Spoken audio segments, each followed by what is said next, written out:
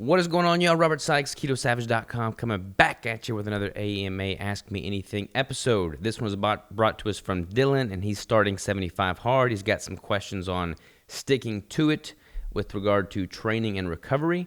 But before we dive into that, let's roll the intro.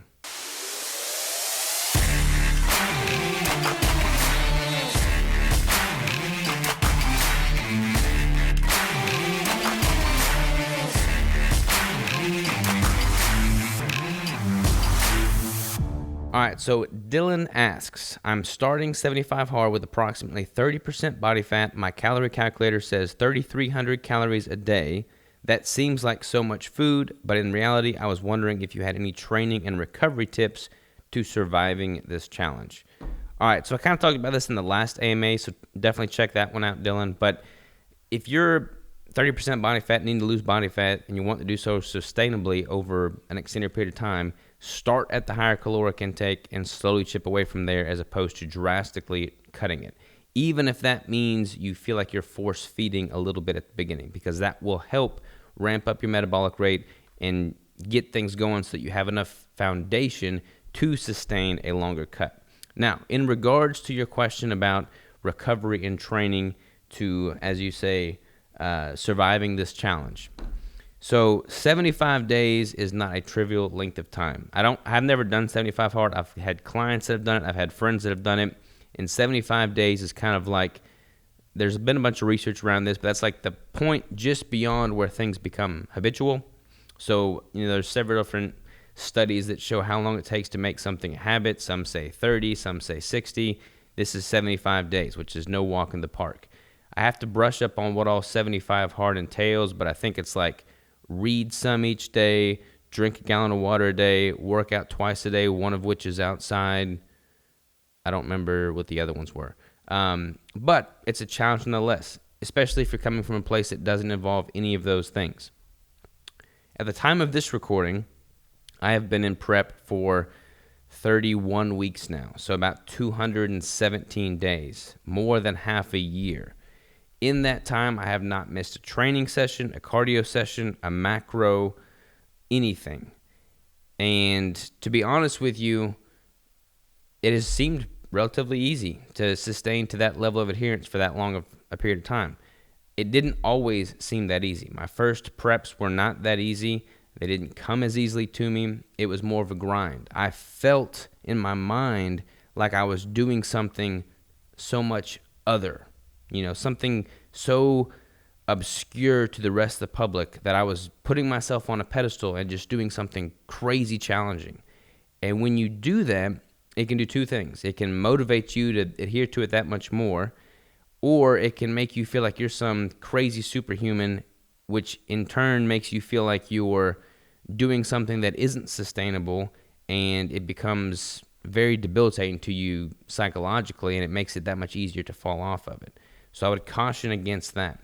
As is true with anything in life, the profound impact and success comes from chipping away at something consistently and in a disciplined fashion over enough time that the fruits of that labor have time to compound.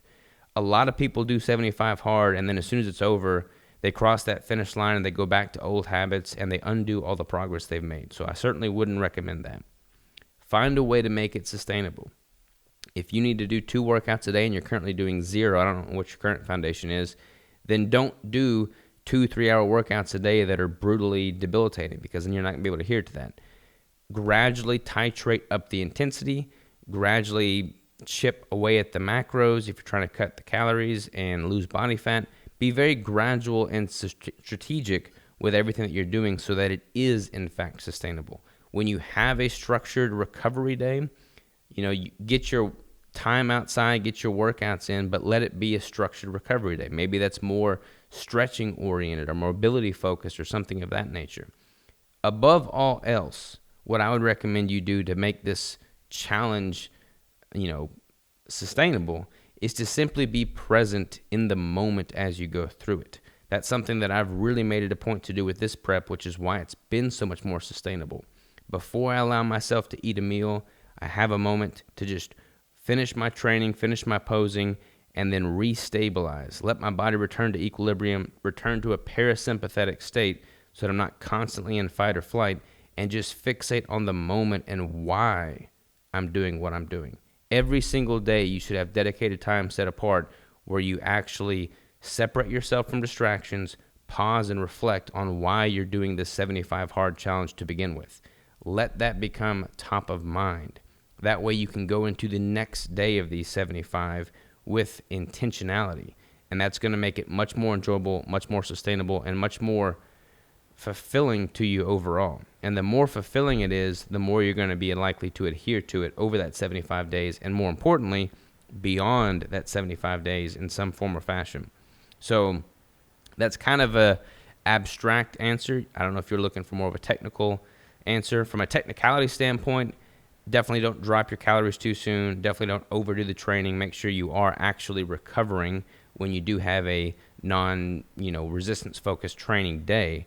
Make sure you're getting enough sleep, all those core tenets that you've already heard a million times. But first and foremost, make sure that you're giving yourself time to reflect on why you're doing this and carve that time out and be brutally defensive of that time. Don't let anything distract you from that time, because that is going to be the ticket that allows you to stick to it day after day after day, and then be proud of the fact that you have stuck to it. So, Dylan, thank you for the question. Hopefully that added some value for you. You requested some milk and cookies keto bricks, so I will get those out the door and headed to you.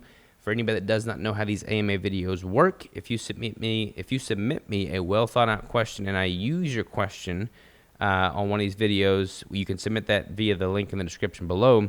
Then I will send you some free keto bricks with a flavor of your choosing. Thank you all so very much. Talk to you next time.